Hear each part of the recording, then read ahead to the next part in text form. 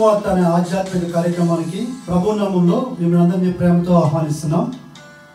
Sister సుల్తాన్ నవీన్ గారు చెప్తున్న వాక్యము మీ అందరికీ దీవెనకరంగా ఆశీర్వాదకరంగా ఉందని మేము ప్రార్థిస్తున్నాం. మీ యొక్క అభిప్రాయాలు సలహాలు యూట్యూబ్ లింక్ ద్వారా మాకు తెలియపరచగలరు. మీలో ఎవరికైనా ప్రార్థన అవసరం ఉన్నట్లయితే స్క్రీన్పై కనిపిస్తున్న మొబైల్ నెంబర్కి మీరు ఫోన్ చేసినట్లయితే మీ కొరకు మేము ప్రార్థన చేస్తాం. ప్రభు మిమ్మల్ని దీవించుగాక.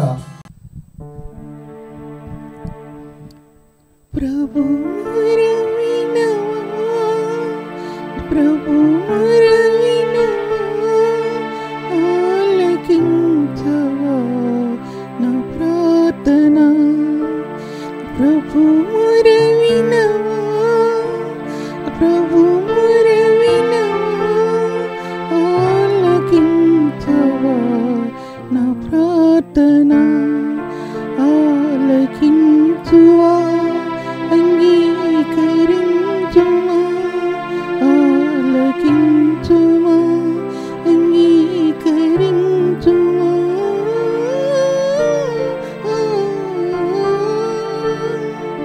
ప్రభు వినవా ప్రభు వినవా ఆలకించువా నా ప్రార్థన.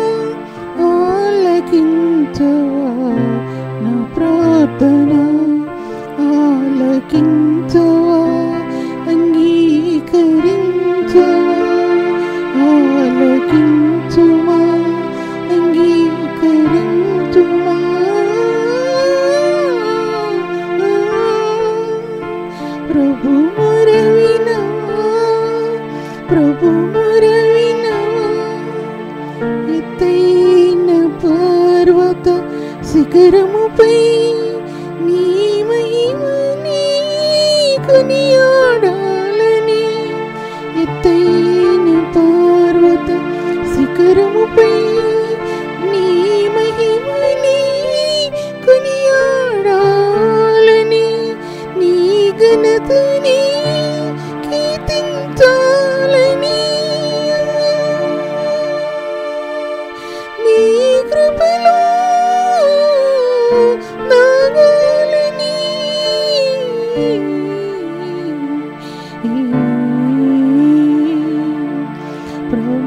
ప్రభు వినవా ప్రభు వినవా ఆలకించవా నా ప్రార్థన. ఆలకించవా అంగీకరించవా ఆలకించుమా అంగీకరించుమా.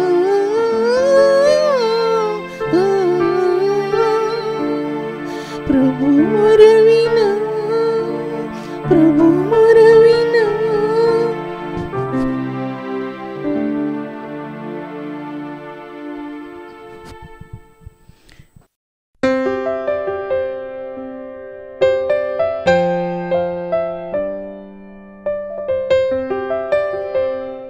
హెబ్రీయులకు రాసిన పత్రిక 1వ అధ్యాయము 3వ వచనంలో ఆయన దేవుని మహిమ యొక్క తేజస్సు అని రాయబడి ఉంది. తర్వాత 2 కొరింథీ రాసిన పత్రికలో 4వ అధ్యాయంలో ఆయన దేవుని మహిమ యొక్క స్వరూపం అని రాయబడి ఉంది. ఆ విషయం మీతో ధ్యానించాలని ఆశపడుతుంటున్నాను. ఎన్నో విషయాలు మనం ధ్యానించుకున్నాం దీనిలో. తర్వాత ఇందులో ఈ వాల్యూమ్స్ అనేది దాని అర్థం ఏంటంటే బైబిల్ గ్రంథంలో ఎన్నో వాల్యూమ్స్తో కట్టబడింది. మొట్టమొదటి వాల్యూమ్ ఏంటంటే పరలోకం నుంచి వచ్చినటువంటి వెలుగుతో ఫస్ట్ వాల్యూమ్ తెరవబడింది. తర్వాత రెండో వాల్యూమ్ ఏంటంటే సృష్టి యొక్క క్రమంతో తెరవబడింది. వీటన్నిటిలో పరిశుద్ధాత్మని యొక్క దేవుని మహిమ యొక్క తేజస్సు వీటిలో నిలబడి ఉన్నాయి. The veil of the dimensional in so many aspects. దాని తెలుగులో అర్థం చూసుకోండి దానిలోనే. The second one is the scientifical way open at the same time in spiritual ways. Open in many ways. The scientifical way open at the same time. ఎప్పుడైతే ఆ వెలుగు యొక్క మార్గం తెరవబడిందో సైంటిఫికల్గా ద వే ఓపెన్ అంటే ఆ మార్గం అనేది కూడా అప్పుడే తెరవబడింది. ఒకటి ఆత్మ సంబంధంగా ప్రపంచం కట్టబడాలి, రెండవదిగా సాంకేతికంగా శాస్త్రీయంగా సైంటిఫికల్గా ప్రపంచం కట్టబడాలి. అందుకు ఆయన 3 విధాలుగా ఆయన చూపించబడ్డాడు. దాంట్లో బైబిల్ గ్రంథంలో ఆయన జ్ఞానం 3 విధాలుగా చూపించబడింది. ఓమ్ని సెయింట్ అని, ఓమ్ని ప్రెజెంట్ అని, తర్వాత ఓమ్ని పొటెంట్ అని, ఇలా 3 విధాలుగా ఆ బైబిల్ గ్రంథంలో ఆయన తన యొక్క జ్ఞానాన్ని తెరుచుకుంటూ జ్ఞానం చూపిస్తూ ప్రతి స్థలంలో చూపిస్తూ ఆ మార్గాలు దేవుడు చూపిస్తూ వచ్చాడు బైబిల్ గ్రంథంలో అన్నమాట అర్థం. దేవుని మహిమ యొక్క స్వరూపంలో కృప కూడా ఆ విధంగానే విస్తరిస్తూ వచ్చింది. అంటే కృపామహిమ అని చెప్పబడింది ఎఫెసీ పత్రికలో. ఆ కృపామహిమకు కీర్తి కలిగినట్లు దేవుని యొక్క మహిమ యొక్క స్వరూపం యేసుక్రీస్తు ప్రభువు యొక్క కృప ద్వారా బయలుపరచబడింది ఈ లోకానికి. కృపలో అంటే ఆ కృప అనేది ఎంత తగ్గించబడిందో మన జీవితాలు ఎన్నోసార్లు అంత తగ్గింపుకు లోనవుతాయి. మనకు ఇష్టం లేకపోయినా కొన్నిసార్లు ఎన్నో తగ్గించుకోవాల్సి వస్తుంది, ఎంతో తగ్గించుకోవాల్సి వస్తుందండి. మన ప్రపతి పోతుంది అనుకుంటాం, మన యొక్క గొప్పతనం పోతుంది అనుకుంటాం, మన అవమానపరుస్తున్నారు వీళ్ళు, సత్యం ఏది అనుకుంటాం. అటువంటి సమయంలో ఆ కృప మళ్ళీ ఎలా నడిపిస్తుందంటే అంత మెడ వంచేసి ఉన్నతమైన స్థలాల్లో మహిమ కలిగిన ప్రదేశాలలో స్థానాలు ఆత్మకి తెలియపరుస్తుందండి. అప్పుడు కృప ఎంత తగ్గించుకునే కృప మహిమగా ప్రకాశిస్తుందండి. మహిమలో విషయాలు ప్రకాశింపజేస్తుంది ఆత్మకి.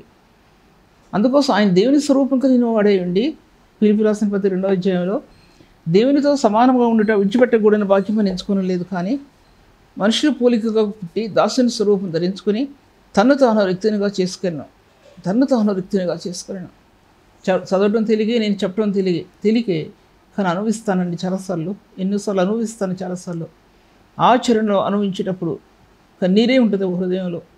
ఆచరణలో అనుభవించేటప్పుడు తప్పిదమనకై దెబ్బలు తిన్నప్పుడు మీకేం ఫలము కలుగును. మేలు చేసి బాధపడుతున్నప్పుడు అప్పుడు మీరు సంతోషించండి. అప్పుడు మీరు దేవుని మహిమ మీ మీద ప్రకాశించినంతగా బైబిల్ వాక్యం ఉంది దాంట్లో పేతురు రాసిన పత్రిక 5వ అధ్యాయంలో దేవుని మహిమ మీ మీద ప్రకాశిస్తుంది ఆ సమయంలో. ఎందుకంటే మహిమా స్వరూపిని నువ్వు గుర్తించగలుగుతావా ఆ సమయంలో అన్నమాట అర్థం. ఆ విధంగానే ప్రభు యొక్క మహిమ యొక్క తేజస్సు అని చెప్పబడిందండి బైబిల్ గ్రంథంలో. ప్రభు యొక్క మహిమ యొక్క తేజస్సు యేసుక్రీస్తు ప్రభు ద్వారా ఆయన శిలువ యొక్క రక్తం ద్వారా కృపలోనికి ఆత్మ విస్తరింపచేసిందనే విషయాన్ని నేను మీతో మాట్లాడుతుంటాను. భూమి మీద రూపాంతర అనుభవాలు ప్రభు పరిశుద్ధుని యొక్క మార్గాల్లో నుంచి ఆ రూపాంతర అనుభవాలు బైబిల్ గ్రంథంలోనికి ద్వారం తెరిచిందండి. రూపాంతర అనుభవాలు బైబిల్ కట్టడానికి, బైబిల్ తెరవబట్టడానికి, బైబిల్ కూర్చోబట్టడానికి ఆ రూపాంతర అనుభవాలు పరలోక మహిమలో నుంచి భూమిలోనికి, భూమి మీద గ్రంథం తెరవబట్టడానికి, మహిమయుక్తమైన స్థానాలకి ఆ యొక్క మార్గాలు ఆ వాల్యూమ్స్ తెరవబడ్డాయండి బైబిల్లో. అప్పటి వరకు సమకూర్చబడినటువంటి బైబిల్ గ్రంథం మొదటి నుంచి ఆఖరి వరకు ఈ యుగాలు గడిచే కొలది బైబిల్ గ్రంథం భూమి మీద సంపూర్తిగా నిలబడిందండి. ఇంకా ప్రకటన గ్రంథం జరగవలసి ఉన్నది. ప్రకటన గ్రంథం అనేది అనే విషయం జ్ఞాపకం చేయబడుతూ ఉంది. తర్వాత ఈ అంతరంగంలో దాచబడిన రక్షణ కాంతి రేఖలు ఎన్ని విధాలుగా విస్తరించినాయి అంటే అందు ముందు భాగాల్లో చెప్పాను మీకు నేను. రక్షణ అనేది అంత ప్రాముఖ్యమైందండి. రక్షణ అనేది పాపక్షమాపణ నిమిత్తం నీ కొరకు చిందించబడిన క్రీస్తు యేసు యొక్క నిబంధన రక్తంలో నీ అంతరాత్మ తెరవబట్టం అనేది, విమోచన మార్గంలో నీ ఆత్మ తెరవబట్టం అనేది, నిబంధన చేయబడిన రక్తంతో ఆత్మ పరిశుద్ధపరచబడటం అనేది అంత ప్రాముఖ్యమైన విషయంగా దేవుడు మనకు చూపించాడు ఆ విషయాన్ని. బైబిల్ గ్రంథంలో ఇంకా ముందుకెళ్ళినట్లయితే కనుక ఎన్ని సత్యాలు ఉన్నాయంటే దాంట్లో దేవుని గ్రంథంలో ఫస్ట్ వాల్యూమ్లో ఏంటంటే దేవుని యొక్క ఆ మార్గాలు ఎలా తెరవబడ్డాయో ఆయనకి దైవత్వం, డివినిటీ ఆఫ్ గాడ్, ఆయన దైవత్వం భూమి మీదికి దొర్లించబడిందండి. భూమి మీదికి దొర్లించబడింది. పూర్వకాలం భక్తులు వారి వారి జీవిత విధానాల్లో వారి గేయాలు కానీ రచనలు కానీ ఎలా ఒక గ్రంథం చుట్టూ రాయబడిన తర్వాత పుస్తక రూపాలు ఎలా చేర్చబడ్డాయో అలాగే దేవుని మహిమ యొక్క స్థానాలు ఆ మార్గాల్లో నుంచి పరలోక సంబంధమైన మార్గాల్లో నుంచి భూమి మీదకి పంపబడినప్పుడు క్రీస్తు యేసు యొక్క దైవత్వం యొక్క మహిమ అనేది ఉందండి. మొదటి గ్రంథంలో ఉందండి. ఎబ్రీ రాసిన పత్రికలో ఒకటో అధ్యాయంలో మహిమ యొక్క స్వరూపం అనేది, మహిమ యొక్క తేజస్సు అనేది, ఇవన్నీ ప్రత్యేకమైన విభాగాలన్నీ ఒకటి. ఆయన అదేంటి డివినిటీ ఆఫ్ గాడ్ అంటే క్రీస్తు యొక్క దైవత్వం, దైవిక స్వరూపి అనేది ఒక భాగం అయితే, ఆయన యొక్క మహిమ స్వరూపి అనేది మరొక భాగం అయితే, ఆయన దైవత్వం యొక్క మహిమ అనేది మరొక భాగంగా, తర్వాత ఇలాగా చాలా ఉన్నాయండి చెప్పడానికి. ఇప్పుడు నా సబ్జెక్ట్లో 2-3 చెప్తున్నాను నేను. సత్యస్వరూపి అయినటువంటి ఆ ప్రభు ఇలా బైబిల్ గ్రంథంలో ఎన్నో ఉన్నాయి దాంట్లో చెప్పడానికి. అవన్నీ ఈ యొక్క 40 నిమిషాల్లో చెప్పడం సాధ్యపరచబడదు. తర్వాత the Bible is filled with the so many volumes. The Holy Spirit shines every aspect of the dimensional ways. ఇన్ని వాల్యూమ్స్లో హోలీ స్పిరిట్ పరిశుద్ధాత్మ దేవుడు ప్రతి ఆస్పెక్ట్లో అంటే ప్రతి చిన్న దాంట్లో కూడా ఆయన ప్రకాశించాడండి. ఆయన బైబిల్ గ్రంథంలో ప్రతి చిన్న దాంట్లో కూడా ప్రకాశించాడు. ఆయన బైబిల్ గ్రంథంలో ప్రకాశించాడు, నీ వాక్య ధ్యానాల్లో ప్రకాశించాడు, నీ ప్రార్థనాత్మలో ఆ ప్రార్థనాత్మ చేకూర్చబడి ప్రకాశించాడండి. ఆత్మ లేని ప్రార్థన కాదు. ఆత్మలో ఆయనకు ఆత్మ వెదజల్లబడిందండి. గ్రంథంలో వెదజల్లబడినటువంటి ఆత్మ. మళ్ళీ ఇంకోసారి చదువుతున్నాను. The Bible is filled with the so many volumes. The Holy Spirit shining every aspect of the dimensional ways. Cross appears in the middle of the volume. Cross appears in the అంటే ఆ సిలువ అనేది ప్రతి Bible గ్రంథంలో ప్రతి వాల్యూమ్లో అంటే దానికి సరైన మాట ప్రతి చిన్న పుస్తకంలో, ప్రతి గ్రహింపులో, ప్రతి తెరవబడినటువంటి మార్గాల్లో ఈ సిలువ అనేది అందులో దాచిపెట్టబడిందండి. ఈ సిలువ లేకుండా బైబిల్ గ్రంథం లేదే లేదు. నీ ఉపదేశాల్లో సిలువ లేకుండా బైబిల్ గ్రంథంలో ఉపదేశం లేదు. నీ ఆత్మలో సిలువ యొక్క శక్తి లేకుండా నీ ఆత్మదర్శనంలో లేదు. సిలువ అనేది అంత ప్రధానమైనట్టుగా నిలబెట్టాడండి ప్రభు. బైబిల్ గ్రంథంలో ఎన్ని దాచిపెట్టబడ్డాయి. మరొకటి కృపామహిమ అని చెప్పబడిందండి. మహిమ, దీనిలో కృపామహిమ అన్నాడండి. దేనిలో నుంచి కృపామహిమ? దైవిక స్వరూపులో నుంచి, మహిమ కలిగిన తేజస్సులో నుండి, మహిమ కలిగిన స్వరూపం నుండి ఆ కృప మనకి మహిమగా ఆత్మకి ఈబడింది. దాంట్లో నుంచి ఆ యొక్క మార్గాలు కృప ద్వారా ఆ మార్గాలు నాకు నీకు తెలియపరచబడ్డాయి. లేకపోతే ఈ బైబిల్ గ్రంథంలో ఉన్న సత్యాన్ని ఎలా చెప్తాం మనం? ఎలా చెప్తామండి అసలు? ఎలా చెప్తాం? ఒకసారి ఆలోచించారు ఎప్పుడైనా? పుస్తకాలు చదివి చెప్పేవాడు పద్ధతి వేరుగా ఉంటుంది. పెద్ద రిఫరెన్స్ బైబిల్ చదివి చెప్పేవాడు పద్ధతి వేరుగా ఉంటుంది. అది కూడా చెప్పలేరు. చాలామంది తెలియని వాళ్ళు చదివారు కానీ అది కూడా చెప్పలేరు. చెప్పడం సాధ్యపరచబడదండి. నీ హృదయంలో ముద్రితమైన పరిశుద్ధాత్మ యొక్క సత్యం హృదయంలో ఉంటే అప్పుడు ఆ గ్రంథం చదివితే అప్పుడు పరిశుద్ధాత్మ దేవుడు దాన్ని ఆత్మకి చాలా ఉన్నతమైన స్థాయిలో నీకు తెలియపరుస్తున్నప్పుడు అప్పుడు చెప్పగలరు, లేకపోతే చెప్పలేరు. చెప్పడం అంత ఈజీ కాదు. చెప్పడం వాక్యం హృదయంలో లేనిది నోరు మాట్లాడదు, ఎప్పుడు కూడా మాట్లాడదు. హృదయం ఏ విధంగా ఉందో నోరు అలా మాట్లాడుతుంది. అలా మాట్లాడగలిగితే ఎంతోమంది కోకలు మాట్లాడగలిగేవారు ఈ భూలోకంలో. అలా మాట్లాడటం సాధ్యపరచబడదు. తర్వాత అటువంటి కృపామహిమ ఆ యొక్క ఉన్నతమైన స్థానాల్లో నుంచి ఆత్మకి ఇవ్వడిందండి. అది బలమైన స్తంభం. ఆ స్తంభం మీద నువ్వు ఆనుకోవటానికి, నీ యొక్క చేతులు పెట్టుకుని కన్నీరు కాచడానికి ఆ కృపామహిమకు వస్తుంది. మహిమలో దాచబడి ఉన్నటువంటి సత్యాలు బయలుపరచడం కోసం, ఆ కృప కోసం నువ్వు వేడుకుంటున్నావు. ఎన్నోసార్లు తల బాదుకుంటున్నావు ప్రభు సన్నిధిలో, కన్నీరు కరుస్తున్నావు. ఆ మర్మాలు తెలియపరచబడే వరకు నీ వేదన అంతా అత్యధికమైన వేదనగా ఉంటుంది దేవుని సన్నిధిలో. అది లేకపోతే ఈ గ్రంథం ఇప్పటివరకు సాధ్యపరచబడదనే విషయాన్ని మీతో మాట్లాడుతుంటున్నాను. ఆ కృపామహిమ బైబిల్ గ్రంథంలో ఎఫ్ఎస్సీ పత్రిక రాసినటువంటి వర్డ్ అది కృపామహిమ అనేది ఒక బలమైన స్తంభం. అనే జనాంగానికి బలమైన స్తంభం అయితే అవ్వచ్చు, కానీ దేవుని ప్రజలకు అది చాలా బలమైన స్తంభంగా నిలబడిందండి కృపామహిమ. దేవుని సంఘానికి చాలా బలమైన స్తంభంగా నిలబడింది కృపామహిమ. ఆ కృపామహిమ నీ ఆంతర్యంలో ప్రకాశించిందా? ప్రకాశిస్తేనే దేవుని సన్నిధిలో ఎవరు తను తాను తగ్గించుకుంటాడో ఆ వ్యక్తి హెచ్చించబడతాడండి. ఎవరు కృప కోసం కనిపెట్టుకుంటారో ఆ కృప వారికి అనుగ్రహించబడుతుందండి.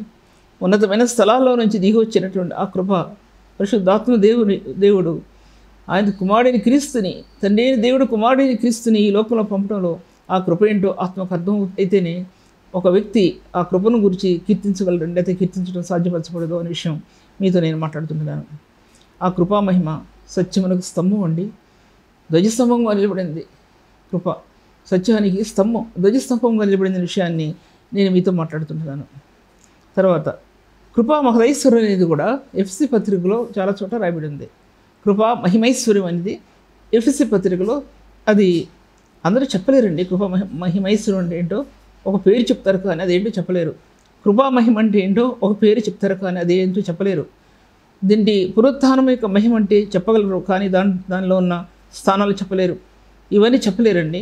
ముందు భాగాల్లో దీంటి పునరుత్థాన మహిమ అంటే ఏంటో 4-5 పాయింట్స్ చెప్పాను మీకు నేను. అంతకుముందు భాగాల్లో కృపా మహిమ ఏంటో మీకు చెప్పాను. అది చెప్పినవి ఇప్పుడు నేను చెప్పలేను, అవి నాకు జ్ఞాపకంలోకి రాలేదు, జ్ఞాపకం రావటం లేదు కూడా. ఒకసారి చెప్పినవి మరొకసారి రిపీట్ చేయలేదు నేను. ఒకసారి ప్రభువు అనుగ్రహించిన సత్యాలు మరొక దాంట్లోకి రావడానికి దేవుడు నాకు జ్ఞాపకం చేయాలి తప్ప చెప్పింది చెప్పడం అనేది నాకు సాధ్యపరచబడదు.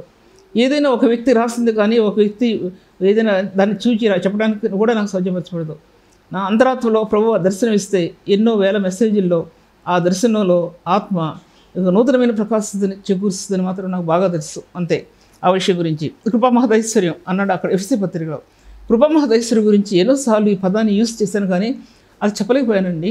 కృపా మహిమ అనేది నీ ఆత్మకు ప్రకాశించినప్పుడు ఆ కృప అనేది ఎంత మహిమా స్థానాల నుంచి మీకు వచ్చిందో, ఎంత మహిమా స్థానాల నుంచి నీ ఆత్మ లభించిందో అది నీకు ఐశ్వర్యంగా మారిపోద్ది. ఒకటి మీకు చెప్పే విషయాల్లో కృపా మహిమ అనేది త్రియేక దేవుల్లో నుంచి నీకు అనుగ్రహించబడింది. అంటే పరిశుద్ధాత్మ దేవుల్లో, తండ్రి అయిన దేవుల్లో, కుమారుడైన క్రీస్తులో ఆ కృప ఈ భూమి మీదకి దిగి వచ్చింది. శరీరీతిగా క్రీస్తుని ఎరగడంలో ఆ కృపని ఆత్మకి ఇవ్వబడింది. దీంటి శిలువయందు రక్తంలో ప్రభు ఆ కృపని ఆత్మకి తెరవబడింది. నీ ఆత్మకి ఆ కృప దొర్లించబడింది. కృప అనేది అత్యున్నతమైన స్థాయి భూమి మీదకి దిగి వచ్చినప్పుడు ఎంతో లీస్ట్గా చూపించబడింది, తక్కువగా చూపించబడింది. ఆ తక్కువలో నుంచి నీ మార్గాలు, నీ కన్నీళ్ళ నుంచి ఆ మార్గాలు కృపా మహదైశ్వర్యంలోనికి ఆత్మ ప్రవేశించడం నువ్వు చూడగలగాలి. హృదయంలో వేదన లేకుండా, హృదయంలో కన్నీరు లేకుండా దేవుని యొక్క రహస్య స్థానాలు ఏ వ్యక్తి కూడా గ్రహించుకోవడనే విషయం కూడా నేను మీ మధ్యలో చెప్తున్నాను. యథాలాపకంగా కానీ, అతిశయంతో కానీ, గర్వంతో కానీ దేవుని యొక్క మర్మాన్ని ప్రకటించడానికి సాధ్యపరచబడదు. అది వాక్చాతుర్యంతో కానీ, జ్ఞానంతో కానీ దేవుని మర్మాన్ని ప్రకటించడం లేదు అన్నాడు అపోస్తలుడైన పౌలు. సిలువ వేయబడ్డ క్రీస్తుని తప్పితే నేను మీ మధ్యలో నేను ఎరగలేదు, ఏది ఎరగలేదు అన్నాడు. పరిపూర్ణమైన వారి మధ్య జ్ఞానం బోధించాను కానీ అది నిరర్థకమైపోతున్న దేవుని లోక జ్ఞానం కాదు, కానీ దేవుని జ్ఞానాన్ని మర్మంగా బోధించాను. ఆ జ్ఞానం నేటి సంఘానికి కావాలి, పరిశుద్ధులకు కావాలి. ఆ జ్ఞానం పరిపూర్ణంలో చెందిన పరిశుద్ధులకి జ్ఞానం ఎక్కడి నుంచి ప్రవేశించి ఎక్కడికి వెళ్ళిందో, ఎలా తిరుగులాడుతుందో ఆ జ్ఞానం, హృదయం యొక్క కవాటాల్లో అజ్ఞానం ఎలా బంధించబడిందో అది పరిశుద్ధులకు చెందింది, అది పరిశుద్ధులకు కావాలి. ఆ విషయం జ్ఞాపకం చేసుకోవాల్సి ఉంది. తర్వాత వాక్య భాగాల్లో ఈ కృపా మహదైశ్వర్యం కేవలం పరిశుద్ధులకు చెందింది మాత్రమే, మరి ఎవరికి కూడా చెందలేదు. ఐశ్వర్యం కృపను హత్తుకున్న వానికి ఐశ్వర్యం యొక్క గనులు తెరవబడ్డాయి. హృదయం వేదనతో నింపబడిన హృదయానికి, విసర్జించబడిన హృదయానికి కృపాద్వారాలు తెరవబడ్డాయి. అవి ఎన్నో మహిమయుక్తమైన మార్గాలు. ఆ మార్గాలు అటు వారికి ఇవ్వబడ్డాయి, పరిశుద్ధులకు ఇవ్వబడ్డాయి. పరిశుద్ధులకు ఐశ్వర్యం ఎట్టిదో అన్నాడు ఆయన ఎఫ్ఎస్సి పత్రిక 4వ అధ్యాయంలో 3వ అధ్యాయం ఆఖరి భాగంలో. పరిశుద్ధులకు ఐశ్వర్యం లోతు, పొడుగు, వెడల్పు, ఎత్తు అది గ్రహించగలగటానికి నీకు సామర్థ్యం ఇవ్వడానికి ప్రభు పరిశుద్ధుడు అనబడిన వ్యక్తికి ఇవ్వడింది. ఎవరు పరిశుద్ధుడు అనే విషయం ఎన్నోసార్లు మాట్లాడారు మీతో నేను. పరిశుద్ధుడు అనబడిన వ్యక్తి, ఈ లోకాన్ని మరిచిన వ్యక్తి, ఈ లోక పాపాన్ని విసర్జించిన వ్యక్తి, దేవుని సన్నిధిలో అంగలార్చిన వ్యక్తి, దేవుని సన్నిధిలో స్తుతియాగం చేసిన వ్యక్తి, దేవుని సన్నిధిలో ఆ ప్రేమను, కృపను వెతికిన వ్యక్తి. అటు వ్యక్తికి ఈ కృప ఇవ్వబడింది, ఆ ప్రేమ ఇవ్వబడింది. ప్రేమలో దాచబడింది కృప, కృపలో దాచబడింది ప్రేమ. ప్రేమ చెప్పలేనిది, దానికి మరొక వచ్చిన భాగం లేదు ప్రేమ చెప్పడానికి. అది ఈ లోక సంబంధంగా దేంతో సరిపోర్చగలిగేది కాదు ఆ ప్రేమ అనేది. రక్షకుని ప్రేమ అక్షయమైన పాత్రను అందించింది. రక్షకుని ప్రేమ అక్షయమైన స్థానాల్లో నిలబెట్టింది. రక్షకుని ప్రేమ అతీతమైన మార్గాలు తెరిచింది భూలోకానికి. ఈ రక్షకుని యొక్క ప్రేమలో మార్గాలు, అది కృపా మహదైశ్వర్యంగా మార్గాలు, జాలువారే మార్గాలు అంటే మహిమైశ్వర్యము, అడ్డు ఆపు లేకుండా జాలువారి ఆ మార్గాలు ఆత్మకి ఇచ్చింది ఆ కృపా మహేశ్వర్యం. పరిశుద్ధుల హృదయాలు జీవాన్ని ఉత్పన్నం చేసింది. పరిశుద్ధుల హృదయాలని తృప్తిపరిచింది. నోరు తెరిస్తే జీవ వాక్కులు తీసుకొచ్చింది. మాట్లాడితే జీవ నదిని ప్రవహింపజేసింది. దేవుని సన్నిధిని అంగలారిస్తే అందులో జీవ నదులు ప్రవహించాయి. అది పరిశుద్ధులకి ఇచ్చిన ఐశ్వర్యం. ఇంకా పరిశుద్ధులకి ఇచ్చిన ఐశ్వర్యం ఎంత చెప్పాలన్నా తీరదనే విషయాన్ని నేను మీతో మాట్లాడుతుంటున్నాను. పరిశుద్ధులకి ఇచ్చిన స్థానాలు అంత బలమైన స్థానాలు. ఏంటి బాధకరమైంది అదేంటంటే కానీ అటువంటి వారు ఈ లోకంలో చాలా తక్కువ మంది ఉంటారు. సంఘాల్లో చాలా తక్కువ మంది ఉంటారు. ఇక్కడ కూడా పరిశుద్ధులు అనబడిన వారిలో నానా తెగలు ఉన్నారు. నానా తెగలు అంటే నెంబర్ 1, 2, 3, 4, 5 అంటే ఫస్ట్ క్వాలిటీ, సెకండ్, థర్డ్, 5, 6 అలా క్వాలిటీస్ ఉన్నాయి వీటిలో కూడా. అందరూ పరిశుద్ధులనే పేరు పెట్టుకున్న కూడా కొంతమంది మాత్రమే అత్యున్నతమైన స్థాయిలో నిలబడిన వారు ఉన్నారు. అటు వారి చేత దేవుని సంఘం కట్టబడుతుంది. అటు వారిని ఎవరు నిలబడినీరు దేవుని సంఘాల్లో అనే విషయం కూడా మీ మధ్యలో నేను మాట్లాడుతుంటున్నాను. అంత అత్యున్నతమైన స్థానాన్ని దేవుడు పరిశుద్ధులకు ఇచ్చాడనే సంగతిని నేను మీతో మాట్లాడుతుంటున్నాను. జీవం కలిగిన దేవుని సన్నిధిలో ఈ స్థానాలు భద్రం చేయబడ్డాయి. అందుకోసం ఆ కృపా మహిమ అనేది మహిమైశ్వర్యంగా మారిపోయింది సంఘానికి. ఎఫ్సీ సంఘానికి మహిమైశ్వర్యంగా మారిపోయింది. అందుకోసం ఇది రూపాంతర అనుభవంలో మరొక పెట్టు. కృప రూపాంతరం చెందింది. ప్రేమ ఎలా రూపాంతరం చెందిందో అంతకుముందు ఎన్ని భాగాలు చెప్పానో దాన్ని మీరు 1 by 1 చూసుకోండి. ఇప్పుడు మరొకటి చెప్తున్నా. ప్రేమ ఎలా రూపాంతరం చెందిందో కృప ఎలా రూపాంతరం చెందింది. పరిశుద్ధుల హృదయంలో రూపాంతరపరచబడిందంటే ఎన్నో రకాలైన మార్గాలు తెరిచింది కృప. ప్రేమ ఎన్ని రకాలైన మార్గాలు తెరిచిందో కృప అన్ని రకాలైన మార్గాలు తెరిచింది. దాని మధ్యలో సిలువ కేంద్రీకరించబడింది. క్రీస్తు యేసు యొక్క సిలువ రక్తం కేంద్రీకరించబడింది. ఎన్నో వాల్యూమ్స్ తెరిచింది క్రీస్తు యేసు రక్తం. మానవ హృదయంలో ఎన్నో గ్రంథులు తెరిచింది. జీవ గ్రంథులు తెరిచింది మానవ హృదయంలో అనే విషయాన్ని నేను మీతో మాట్లాడుతుంటున్నాను. బైబిల్ గ్రంథంలో ఈ రూపాంతర అనుభవాలు ఎన్ని అనుభవాలు ఉన్నాయో ఒకటి మనం చూస్తున్నాం. కానీ ఎన్ని రూపాంతర అనుభవాలు ఉన్నాయో అవి ఆత్మకి ఎన్నో కట్టడాలు కట్టింది అన్నమాట అర్థం. ఎన్నో కట్టడాలు కట్టి ద్వారాలు తెరిచినట్టు సత్యం ఎంతమంది తెలుసో మరి నాకు తెలియదు. మరి ఆ విషయాన్ని గురించి మాట్లాడుతుంటున్నాను. తర్వాత చూసినట్టయితే వాక్య భాగాలు 3:18 ఎఫెసీ 3:18-21 వరకు క్రీస్తు మీ హృదయంలో నివసించినట్లుగాను మీ హృదయంలో విశ్వాసం ద్వారా నివసించినట్లుగాను తన మహిమైశ్వర్యం చొప్పున మీకు దయచేయవలనని మీరు విశ్వాసంతో ప్రభు దగ్గరికి వచ్చినప్పుడు ఆయన తన మహిమైశ్వర్యంతో మిమ్మల్ని నింపాలని ఆయన మహిమైశ్వర్యం చొప్పున మీకు దయచేయాలని ప్రభు అని అది ఆ ప్రభు ఇచ్చేది మనకు ఐశ్వర్యం. అలా ఇవ్వకపోతే ఎన్ని మాట్లాడతాము, ఎన్ని సంవత్సరాలు మాట్లాడతాము, కొత్త ఎక్కడి నుంచి చెప్తాము, ఎక్కడ ఇవ్వబడతాయి. ఎటువంటి స్థానాలు మనకి ఇచ్చాడంటే ఆ కృపతో మనకి అటువంటి ద్వారాలు తెరిచాడనమాట ఆయన అన్నమాట అర్థం.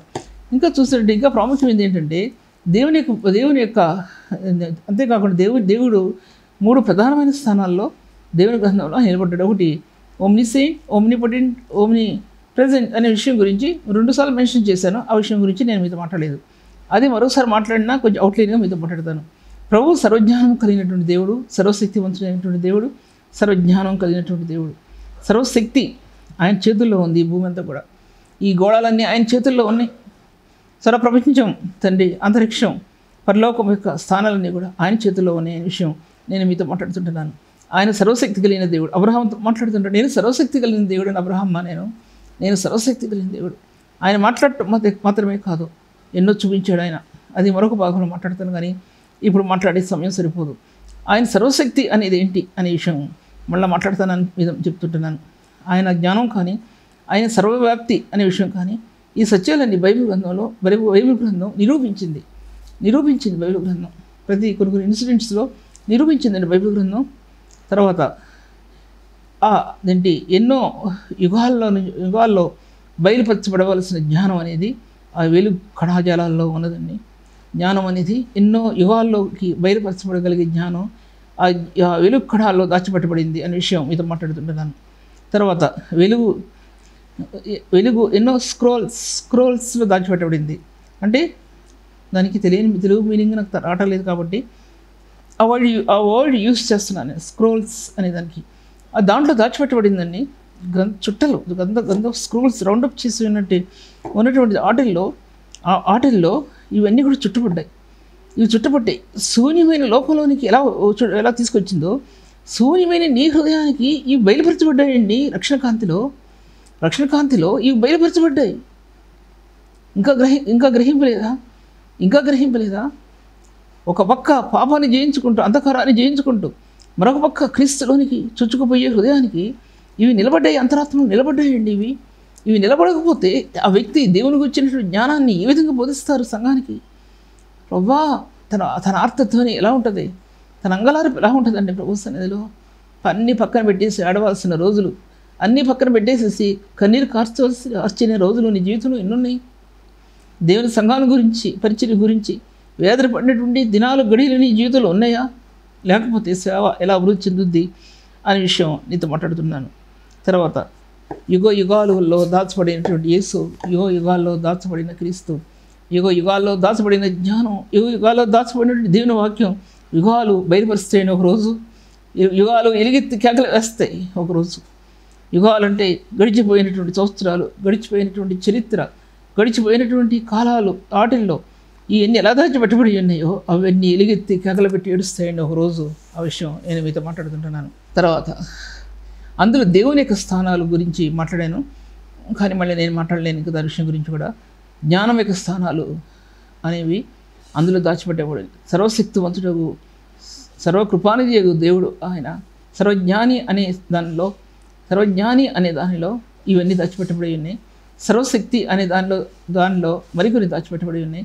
సర్వవ్యాప్తి అనేది ఈ మూడిటి మీద పరిశుద్ధ సంఘం కట్టబడాలి, ఈ మూడిటి మీద దేవుని సంఘం కట్టబడాలి, ఈ మూడిటి మీద పరలోక మహిమ ప్రకాశించాలి. మహిమ యొక్క తేజస్సు ఈ మూడిట్లో నుంచి ఆత్మ ప్రకాశిస్తుంది. ఏ వ్యక్తి అయితే సర్వజ్ఞానం అని ఆయన ప్రభువుతో ఏకమయ్యాడో, ఏ వ్యక్తి అయితే సర్వశక్తివంతైన ప్రభువుతో ఏకమయ్యాడో, మూడవదిగా సర్వవ్యాప్తి అనే ప్రభుతో ఆత్మ ఏకమైందో, ఆత్మకు అర్థమయ్యే సత్యాలు ఎన్నో ఉన్నాయి, బైబిల్ గ్రంథంలో ఎన్నో ఉన్నాయి. ఆయన నిర్గమకాండంలో ముందు కూడా ఎన్నో చెప్పాల్సి వస్తుంది, కానీ ఒకటి చెప్తున్నాను. ఆయన నీలాకాశంలో ప్రభు ఆయన నీలి సింహాసనం మీద కూర్చుని ఉండి ఆయన ఇశ్రాయేలుకు తను కనపరుచుకున్నప్పుడు ఇశ్రాయేలులో పెద్దంటి 70 మంది పెద్దలు ఆయన చూశారు. తర్వాత యవనస్తుల చేత ప్రభు ఆయన మహిమ చెందాడు. యవనస్తులు బలిపీఠాన్ని కట్టినట్టుగా మనం చూస్తాం అనగా అది చాలాసార్లు వాక్యంలో చెప్పినా సరే, ఇప్పుడు ఎందుకు చెప్తున్నానంటే ఆయన యొక్క శక్తి ఎటువంటిది, ఆయన ఎలా వ్యాపించి ఉన్నాడు అనే విషయం దాంట్లో బహుతేటగా చూపించబడింది. దేవుని గ్రంథంలో అన్ని సత్యాలు వివరించబడ్డాయి, ఆత్మలో వివరించబడ్డాయి. ఆయన మహిమ యొక్క స్థానాలు బైబిల్ గ్రంథంలో స్తంభాలు, బలమైన స్తంభాలు, మహిమాయుక్తమైన స్తంభాలుగా కట్టబడినాయి. ఒకటి సీనాయి కొండ మీద నుంచి కట్టబడింది, ఒకటి అరణ్యంలో ఆ యొక్క బ్లూ రేస్లో ఆ యొక్క ఆయన నీలాకాశ రంగులో ఆయన సింహాసనం ఆయనకు ధ్వజస్తంభంగా ఇశ్రాయేలు మధ్యలో నిలబడిందండి. సీనాయి కొండ మీద నిలబడినటువంటి ప్రభు ఇక్కడ ఈ యొక్క నీలకాంతమయమైనటువంటి ప్రభు అలాగా ఆయన ఇశ్రాయేలు మధ్య బలమైన స్తంభాలు కట్టాడండి. ఆయనకి అక్కడ స్తంభాలు కనబడకపోయినా వెలుగు స్తంభం, అగ్ని స్తంభం అలా నిలబడ్డాడండి. ప్రభు వాళ్ళకి నిలబడ్డాడు, ఆధారభూతుడుగా నిలబడ్డాడండి. ఆధారభూతుడు ఆయనే సమస్తమునకు ఆధారభూతుడు. కలిగినదేది ఆయన లేకుండా కలుగలేదు. ఆయనలో జీవము ఉండెను, ఆ జీవం మనుషులకు వెలుగే ఉండెను. చీకటిలో ప్రకాశించున్నది కానీ చీకటి దాన్ని గ్రహింపకుండాను అని రాయబడింది. అవి బలమైన స్తంభాలు ఇశ్రాయేలు మధ్య కట్టబడి ప్రభు మహిమను ఆపాదింపజేసేయండి. సూర్యకాంతం యొక్క మహిమను అదేంటి పంపించే సూర్యకాంతం యొక్క మహిమ అనగా ఆ యొక్క దగ్గర మెరిసే తేజోమయమైనటువంటి ఆయన మహిమ స్వరూపి వారి మధ్యలో ఉన్నాడు. నీలకాంతముతో ప్రకాశిస్తున్నటువంటి ప్రభు ఆయన దైవత్వం యొక్క ప్రకాశిత వారి మధ్యలో ఉంది. అలాగా ఒక్కొక్క చోట ఒక్కొక్క విషయాలు ఆ బలమైన ధ్వజస్తంభాలు ఇశ్రాయేలు మధ్య కట్టబడ్డాయి. నేటి ఇశ్రాయేలీకి అంత జ్ఞానం ఎక్కడి నుంచి వచ్చిందంటే, ఆ జ్ఞానం వారికి ఎందుకు బయలుపరచబడిందంటే ఒమిని సెయింట్ ఆఫ్ గాడ్ అంటే ఆయన ఆయన జ్ఞానం యొక్క సంపద ఇశ్రాయేలుకు బయలుపరిచాడండి. ఇశ్రాయేలుకి బయలుపరిచాడు ఆయన. ఇప్పుడు నేటి సంఘానికి బయలుపరిచాడు ఆయన జ్ఞానం యొక్క సంపద. ఈ జ్ఞానం మెటీరియల్గా కావచ్చు, స్పిరిచువల్గా కావచ్చు. మెటీరియల్గా ఈ లోక సంబంధంగా ఎన్నో ఎక్విప్మెంట్ వార్స్ వాటిలో కావచ్చు, ఆత్మ సంబంధమైనటువంటి జ్ఞానంలో కావచ్చు. ఇలాగ ఎన్నో జ్ఞానం నేటి ఇశ్రాయేలుకి ఇచ్చాడంటే కాలాలు, సమయాల్లో ఏ కాలాల్లో ఏమి జరుగుతాయో ఆ సమయాలు వాళ్ళకి తెలియపరిచాడు ఆయన. ఎందుకు తెలియపరిచాడంటే జ్ఞానం ఏకమతో కూడిన ఆత్మ ఇవ్వబడిందండి. నేటి పరిశుద్ధులకి ఇవ్వబడింది, నేటి ఇశ్రాయేల్స్కి ఇవ్వబడింది. ఇశ్రాయేల్ ఎన్నుకున్నాడు. ఆది ఆదాముని ఎన్నుకొని ప్రభు దేవుని కుమారుడిని పిలిచినటువంటి ఆది ఆదాము ఆయన చేతుల్లో చేయబడినటువంటి అది ఆదాము అనే విషయం మనం జ్ఞాపకం చేసుకోవాలి. అన్ని ఇశ్రాయేలు దేశానికి ఇచ్చాడు, ఇప్పటికీ ఇచ్చాడండి ఆయన. అప్పుడే కాదు, ఇప్పటికి కూడా ఇచ్చాడు. వాళ్ళకున్న జ్ఞానం, అతీతమైన జ్ఞానం. చెడు లేదా అంటే చెడు గురించి ఇప్పుడు నేను మాట్లాడటం లేదు. చెడు గురించి మాట్లాడే హృదయం ఇప్పుడు నాకు లేదు, ఆ తలంపులు నాకు లేవు. ఎందుకంటే బైబిల్ ప్రకారం ఆయన వాళ్ళకి ఇచ్చిన జ్ఞానం, అతీతమైన జ్ఞానాన్ని దేవుడు ఇశ్రాయేలుకి ఇచ్చాడనే విషయాన్ని నేను మీతో మాట్లాడుతుంటున్నాను. తర్వాత ఇంకా ముందుకు చూసినట్లయితే శూన్యమైనటువంటి గ్రహం, ఈ భూగ్రహం అనేది శూన్యం, అసలు ఏమీ లేదు. చూస్తే చీకటికి అసలు ఆ చీకటి మామూలు చీకటి కాదు, అటువంటి చీకటి గ్రహం ఈ భూమి అనేది. అందులోకి ఈ సంపద ఎలా నింపబడుతూ వచ్చిందంటే అసలు అది ఒకసారి ఊహించుకోండి. ఎలా నింపబడుతూ వచ్చిందంటే ఒకసారి ఊహించుకోండి. నేను చెప్పగలిగేది కాదు. అటువంటి స్థానాలు ఈ భూమిలో నింపబడ్డాయండి, ఈ భూమిలో నింపబడ్డాయి అనే విషయం మాట్లాడుతున్నాను. ఇంకా ముందుకెళ్తే కనుక ఈ మూడు ప్రధానమైన సత్యాలు భూగోళంలో నింపబట్టడం అనేది, దేవుని సంఘానికి కట్టబట్టడం అనేది చాలా ప్రధానమైనటువంటిది. దేవుని సంఘానికి కట్టబడాలండి. ఆయన నేచర్ అనేది, ఆయన యొక్క స్వభావం అనేది, ఆయన గుణలక్షణాలు అనేది సంఘంలో వ్యాపించాలి. సంఘంలో ధ్వజస్తంభాలుగా అవి కట్టబడితేనే సంఘం ప్రకాశిస్తుంది, లేదా సంఘం ప్రకాశిస్తుంది అనే విషయం నేను మీతో ఇవి ఎలా నెరవేర్చబడ్డాయి అనే విషయాన్ని నేను ఇప్పుడు మాట్లాడితే చాలా టైం అవుద్ది. ఎందుకంటే ఆయన సర్వజ్ఞానం ఎటువంటిది, సర్వశక్తి ఎటువంటిది, తర్వాత ఆయన సర్వవ్యాప్తి అయిన దేవుడు ఎటువంటి దేవుడు అనే విషయం గురించి ముందు భాగాల్లో ఆ వాక్యాన్ని ధ్యానిద్దాం. ఇప్పుడు అది ధ్యానిస్తే ఇంకో హాఫ్ అన్ అవర్ టైం పడుతుంది. కాబట్టి సమయం ముగించాలి కాబట్టి ఆ సత్యాలు మరొక భాగంలో ధ్యానిద్దాం. ఈ వాక్యాన్ని ప్రభు దీవించను గాక. ప్రార్థన చేసుకుందాం. తండ్రి, నీ కొందనంలో ప్రభువా, ఘనమైన దేవుడు నువ్వు తండ్రి, సర్వోన్నతుడు, శక్తి సంపన్నుడైన దేవుడు ప్రభువా, నువ్వు అతీతమైన నీ కార్యాలు నా ప్రభువా నువ్వు బయలుపరిచేందుకు నీ కొందనంలో ప్రభువా, నిరాశతో కూడిన నా హృదయం నీ జ్ఞానం ఒక్కల చేత తెరవబడింది ప్రభు.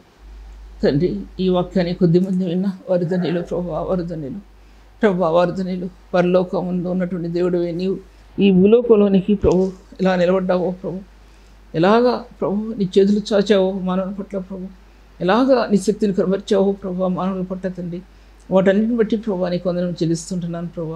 ఈ వాక్యం అనేకులకు దీవెనకరంగా చేయండి, అనేకుల్లో జ్ఞానోదయం కలుగజేయండి ప్రభు. నీ బలమైన శక్తిని ఆధారం చేసుకుని నడవటానికి సహాయం తెచ్చండి. నీ జ్ఞానాత్మ చేత నింపండి ప్రభు. పరిశుద్ధ స్వరూపుల ఆత్మ వేరుపడటానికి సహాయం చేయండి ప్రభు. మీరే మహిమ చెందమని ప్రార్థన అంగీకరించమని ప్రభు యేసునామములో స్తుతించి వేడుకుంటున్నాను తండ్రి. ఇంతవరకు సిస్టర్ సుల్తాన్ నగరి గారి వాక్యాన్ని ఆత్మలో ఆనందించి దేవుని మేలు పొందాలని నమ్మి దేవుని స్తుతిస్తున్నాం. మీ యొక్క అభిప్రాయాలు కామెంట్స్ ద్వారా మాకు తెలియపరచండి.